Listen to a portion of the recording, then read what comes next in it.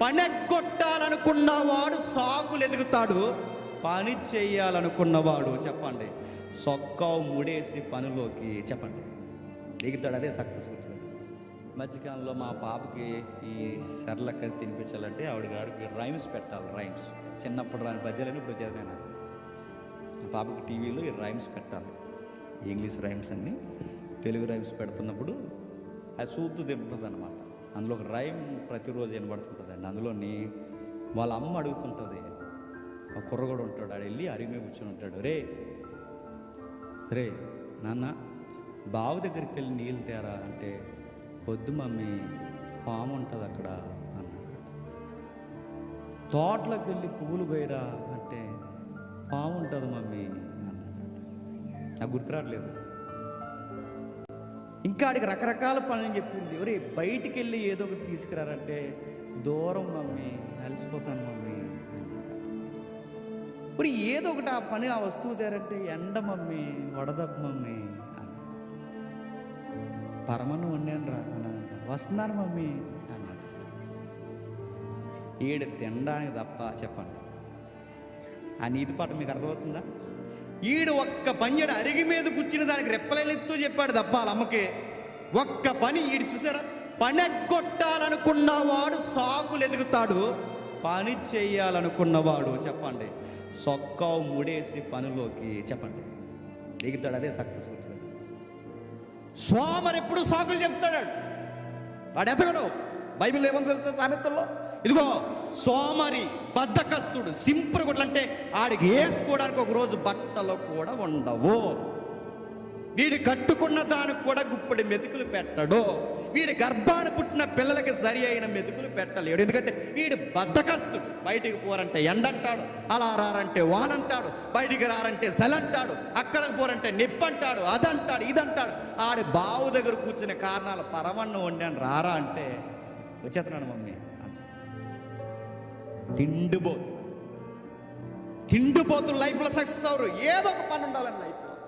తిన్నాము పడుకున్నాం, మళ్ళీ ఉదయం లేస్తాం, మళ్ళీ ఏం వండుతారు, మళ్ళీ తినడం ఏంటండి? తిన్నప్పుడు సిగ్గేయాలి. చెప్పనా, ఎంత ప్లేట్ అన్నం తింటున్నాను, నా బాడీలో ఎంత ఖర్చు అవుతుంది, సిగ్గేయాలి. పని చేయలేదు, తగ్గించారు రోజు ఫుడ్.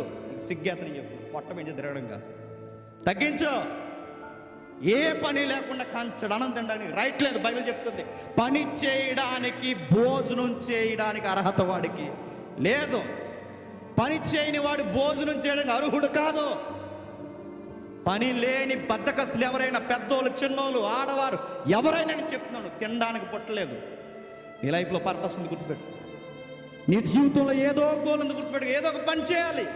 నీవు గోల్ పెట్టాడు, దాని వెనకాల దేవుని చిత్తం ఉంది, అది నెరవేరాలి. అది నెరవేరేంత వరకు ఏదో ఒక పనిలో పెడుతూ పని మారుస్తూ దశల వారిగా నేను పైకి తీసుకెళ్ళాలనుకుంటున్నాను. నేను వెళ్ళను, ఇక్కడే ఉంటాను, కుంటు సాగులు చెప్తూ కూర్చుంటానంటే కుంటోళ్ళలాగా అయిపోతావు. ఒకరోజు అక్కడే కూర్చుంటే గుర్తుపెట్టు. ఒకే వైపు కదలకండ పడుకుంటే ఏమవుతారో, కురుపులు బట్టి కుళ్ళిపోయి చచ్చిపోతారు. నేను మళ్ళీ చెప్తున్నాను, ఏ పని చేయకుండా ఎల్లకల్లా ఒకే పొజిషన్లో పడుకోండి, ఈపు కుళ్ళిపోయి చచ్చిపోతారు. మళ్ళీ చెప్తున్నాను, కదలకపోతేనే బాడీ చచ్చిపోతే లైఫ్లో ఏం కదలకుండా సక్సెస్ అయిపోవాలంటే ఎలాగైపోతుంది సక్సెస్? కడుపులో మజ్జిగ కదలకూడదు, విజయాలు మాత్రం వెనకాల వచ్చేయాలంటే మజ్జిగ కాదు, నీళ్ళు కూడా దొరకని రోజులు వస్తాయి. గుర్తుపెట్టుకో, నీ డ్రీమ్ మాత్రం మిస్ అవ్వకూడదు. నీ గోల్ అలాగే కొట్టాలి, గోల్ నిలబెట్టాలి, ఎలాగైనా సరే చూపించాలి. ఎలా అయినా సరే నా దేవుడు నాకు నేర్పించిన ఇది ఎలా అయినా జరగా. ఆ ఇంట్లో ఏం పని చేస్తాడంటే అబ్బాయికి ఆ ఇంటికి వెళ్ళి అడగొచ్చు, ఒకవేళ లేరు కానీ ఏ పని అయినా చేస్తాడండి యోసేపు. ఆ పని ఏ పని అయినా చేస్తాడు. మన ఇంట్లో మన పేద కుటుంబాల్లో మన తల్లిదండ్రులు మనకు అన్నీ నేర్పిస్తారు. నేర్చుకోండి, నేను సీరియస్గా చెప్తాను, నేర్చుకోండి. వాళ్ళు చేయలేక కాదు, మనకు నేర్పించాలి. ఎందుకంటే రేపు పొద్దున్న ఏది అప్పకపోతే ఇదన్నా అబ్బి ఇప్పుడు మెతుకులు తినడానికి బతుకుతుందని ఏదో ఒకటి నేర్పిస్తారు.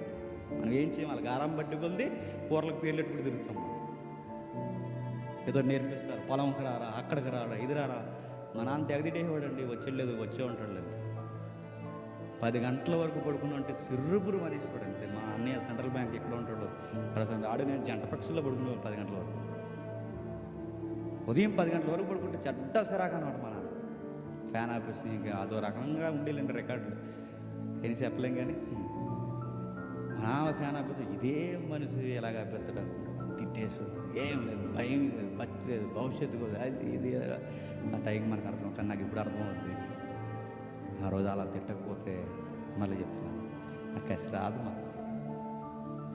మరో మాట చెప్తున్నా, చక్కగా ఏదో చదివినా చదవకపోయినా వానాకాలం చదివి ఏదో స్కూల్కో కాలేజీకి పోయేవాళ్ళం కదండి. సరిగ్గా సెలవుల టైంలో మన ఇంట్లో మన పేద తల్లిదండ్రులు మందులు కొట్టడానికి, పిండి చల్లడానికి, ఆ పని చేయడానికి, ఏదో పని చేయడానికి మనం తీసుకెళ్తుంటారు చూసారా. ఎందుకు? రేపు పొద్దున్న నా కాలు అడగపోతే, చెయ్యి అడగపోతే ఇది ఎలా బతుకుతాడా అని ఏదో పని నేర్పిస్తారు. అలవాటు